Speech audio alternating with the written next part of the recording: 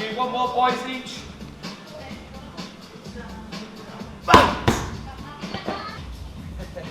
Off in it. Good stretch still. Just when he first came, we realised that he was quite tight in the upper body, which is obviously right for fighters. So we'll focus on loads of mobility for him, but we don't lose explosive strength. So we're trying to gradually build that explosive strength for him, and gradually build that weight. Everything we've been doing so far has been working really well. Justin's adapted really well to it.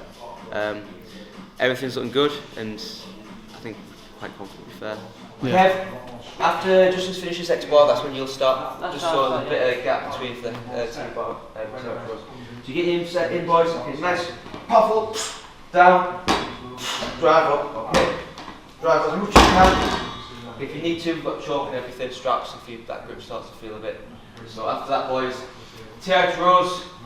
Progressing up, we're going to have your feet elevated now on the bench. Okay.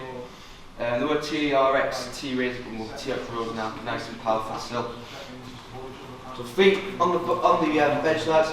Get back nice and straight, so squeeze that arse, back nice and straight. You come up, drive up, back down, drive up, back down. Okay. How do you get rid of that tightness then? Is that through like things like stretching or just exercises? Stretching, a bit of mobility. Doing so obviously today we've been starting off a bit of thoracic spine mobility with him. We always start off with a bit of that at the start of the workouts. Now and again we'll do specific stuff just to work on it, even in session. Even if it's we'll do one movement and we'll go to a bit of a accessory movement to help just with that mobility, just general movement. Past few weeks he's been moving a lot better. He says himself he feels fitter and stronger, which is all you can ask really, isn't it? Yeah.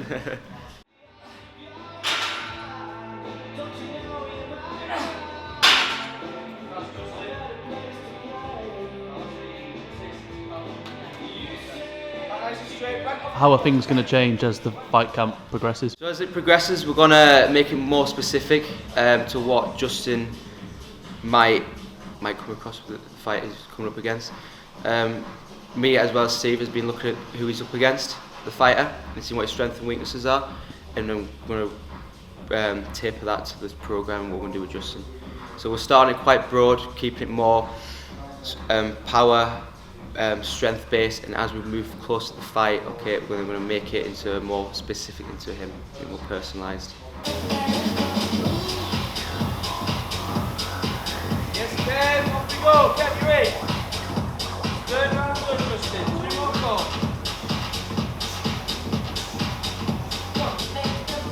Yes, Justin, get set. Yes, Jay.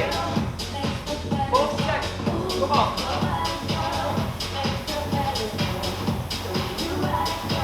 How was that strength and conditioning session? How are you feeling now? Yeah, it was a good session. I've been working with the training club like since the beginning of this camp. So after my last fight, when I moved back to Sunderland, I just contacted Harrison and Ross at the training club and just asked if I could start me like S&C program here with Harrison, and then so I'm like halfway through the program now, so I'm feeling good, feeling strong, fit, feeling good to go already. Yeah, what do you like about it? It's just dead professional, you know what I mean? They're not trying to, they're very professional in the way like asking us about what I'm doing outside of here, yeah. not just coming in, or it's all about them, and they just like trying to give us all their best sessions at once, you know what I mean? Like some other coaches do that, where they'll just try and kill you. But Harrison and Ross are always asking us like, what sessions have I done the day before? What am I doing later on after this session? So they're always tapering it around like me main training, which is like obviously MMA training. Working around your MMA training? Yeah, which is more like a bit more professional, it feels like. Yeah. Has it felt like, if you don't mind me saying, a bit of a up and down these last few years? Because obviously you had a bit of time off because of COVID. Yeah. I'm assuming. Then you obviously come back, got the win on Cage Warriors, then the Contender Series, and then come back in for Cage Warriors. What have these last few years been like for you? Yeah, like I haven't really put much thought into it, because I normally just like live in the moment and just I'm always just thinking about the next fight no matter what. But like the past few years has been a bit like up and down with like the pandemic, obviously not getting fights for like 2 years. I was signed to Bellator, but they weren't really getting us any fights when I was asking. and then obviously went to Contender Series, didn't go my way on there, and like other things like different gyms, finding a gym that suits me best. It's been up and down, but I've always been like a motivated person and really like focused with my training, so I've been like non-stop with the training. It's just been the fight up and down, but now I'm obviously fighting for the world title next, and it's everything happened for a reason, you know what I mean? So I was never discouraged when like I wasn't getting fights or they weren't going my way. I was sort of just focused, you know what I mean? Tunnel vision on the goals I had. Were you expecting the title shot after your last win on Cage Warriors? Yeah, definitely. Like I feel like I deserved it more than anyone, and I was the only one actually asking for it. No one else was asking for it. And I knew they were trying to push Reece for the title shot anyways in Belfast, so I just asked for that in his back garden. So now I've got it. So yeah. You mentioned the Contender Series just then. What was that whole experience like for you? yeah, it was a good experience. I feel like obviously you learn more from your losses than like. But people always say that, it seems like cliche when people say, "Oh, you learn more from your losses," but you actually, like, you really do learn more from a loss than a win. Because when you win, it's just like it's all compliments coming at you. Where when you lose, there's a bit of criticism. Obviously, some could just be bullshit on like Instagram or something like that, but like I feel like it's easier to criticise yourself when you lose than when you win. It's hard to criticise yourself sometimes because obviously you're getting that much praise from everyone. You've won the fight. It hasn't went wrong. Sometimes it might be first round finish, so there's not much to criticise from the fight. But it's everything happens for a reason. So is there anything specifically you took away from that then? Just fighting a little bit smarter, because I feel like sometimes I'll be a bit reckless when I get in there, and I'm always looking for the finish, like every fight, like every round I'm always looking for the finish, but sometimes you just got to take your time, let the finish come to you instead of looking for it too hard. Yeah, jump for the guillotine in the first round, is that what you... Yeah, exactly, just stuff like that, just jumping on a finish when it's sometimes not even there, or when your opponent's too fresh, like the finish might not be there. Like my last fight, I felt like I didn't, in my head, I wasn't never going to jump on the submission early on, which I normally do in fights, but I thought if I break them down a little bit and then jump on the finish, then it'll come easy, which it did in the second round. Yeah. You're obviously really confident in your jiu-jitsu off your back in all your fights. Where does that confidence come from? Well, I started off in Brazilian Jiu-Jitsu.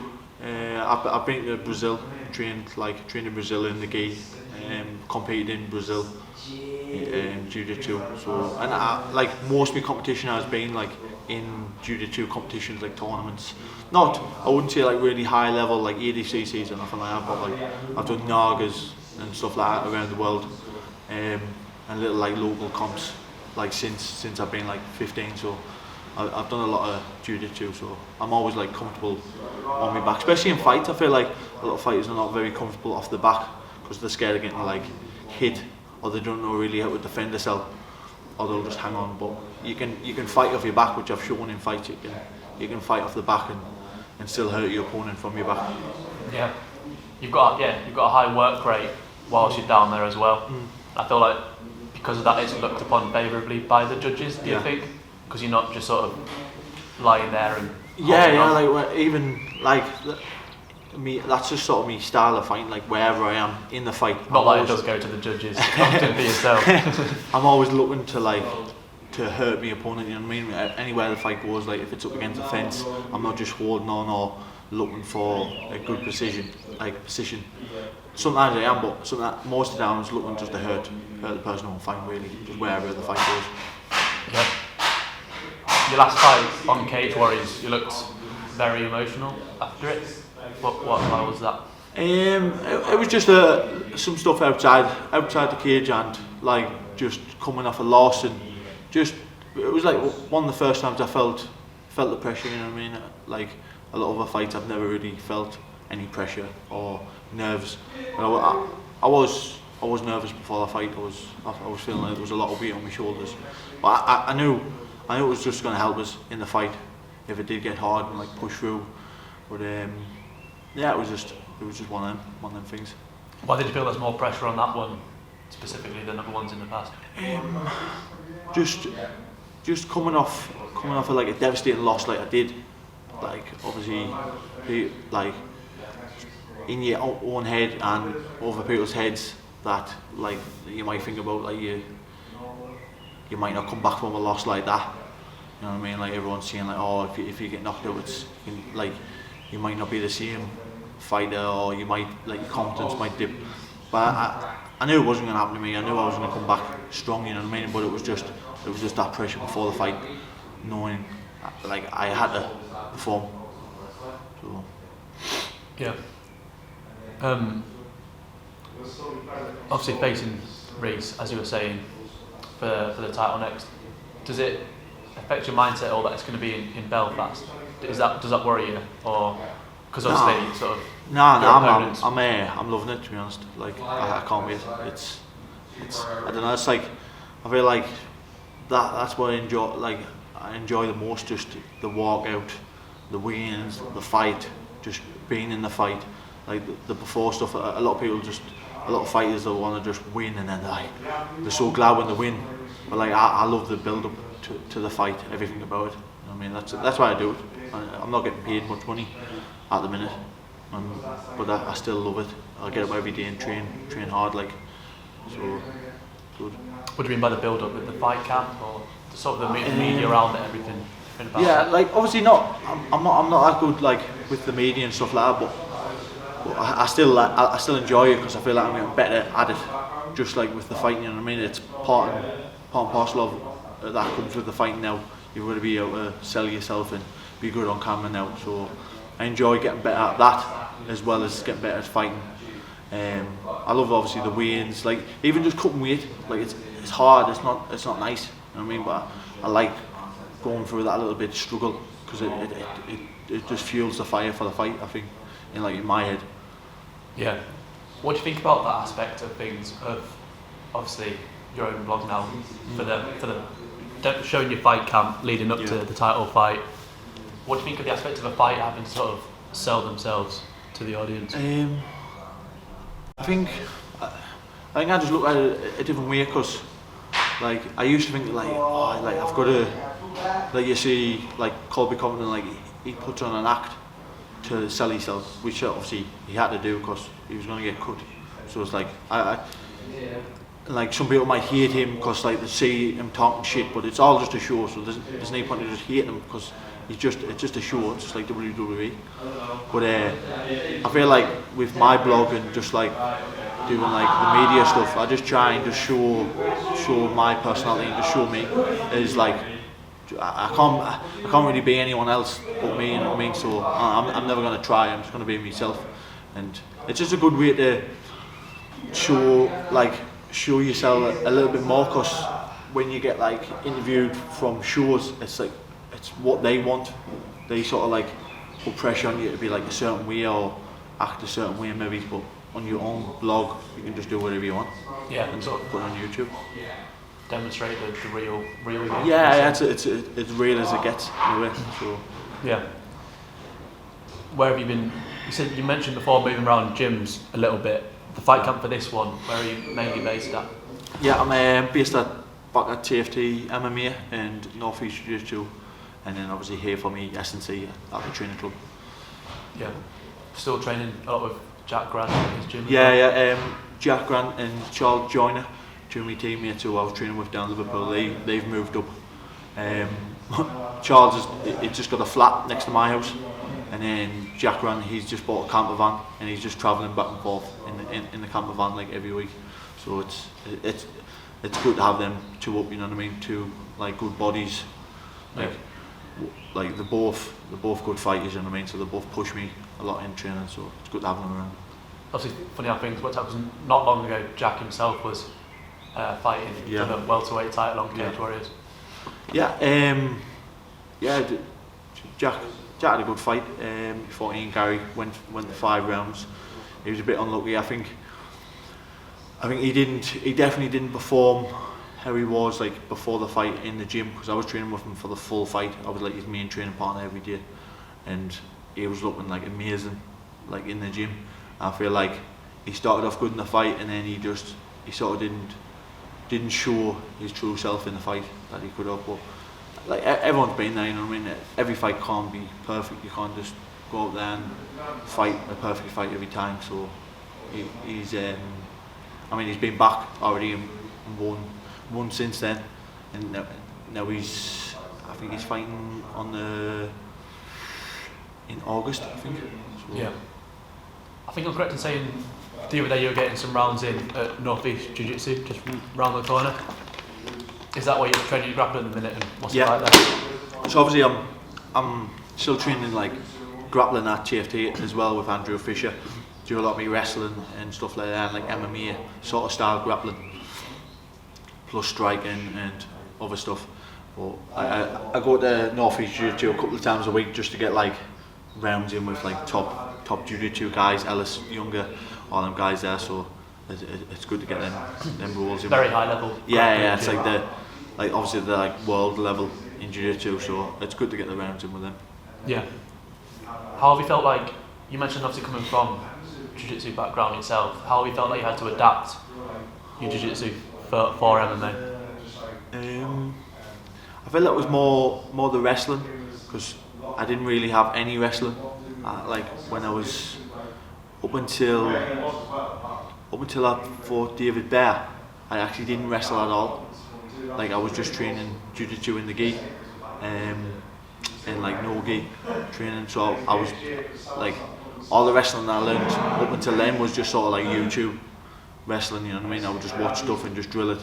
But now obviously I'm working with Andrew Fisher, and he's pretty high level, like wrestling for MMA style, especially against the fence and stuff like that. So I feel like I'm always evolving my game, and I feel like people haven't even seen like half of what I can actually do in the cage. So next time, like for the next fight, obviously I'll be showing like what I can do everywhere. Yeah. What do you make of Reese coming into it? Obviously, having fought at a high level himself. Yeah, he's a good fighter. He's obviously one of the best welterweights in Europe. He's got a good skill set. He's been the highest level. He wants to get back there, so he's still hungry. You know, I mean, he's still young. People think he's pretty old. He's older than me, but I think a lot of people think he's a lot older than he is, because he's been around a long time. He was fighting Obama.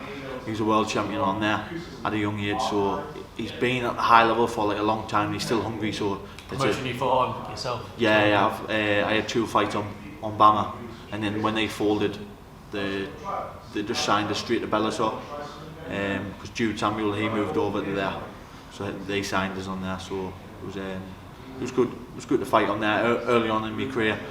But I still remember when I was my first Bama fight. I was first fight in the card in Greece, was main event for the title against Terry Brazier, and now I'm fighting for a world title now. So it'd be good to show that like I've came from there, and then now I'm here fighting at the top.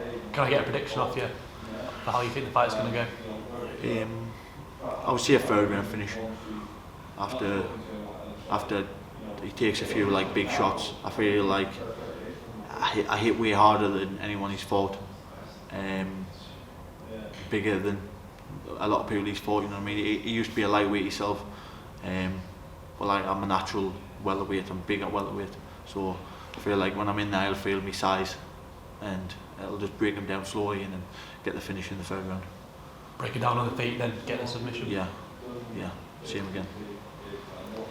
Are you looking past the fight at all for once you've got the Cage Warriors welterweight title, or Nah, is it just as it comes? No, definitely not. I always just, no matter who I'm fighting, I just worry about the fight that's in front of us, because you can't underestimate anyone. You know what I mean? Like you've just got to focus on the fight in front of you. So that's what I'm doing. Yeah. Best of luck to you, mate. I'm looking forward to it. Thank you.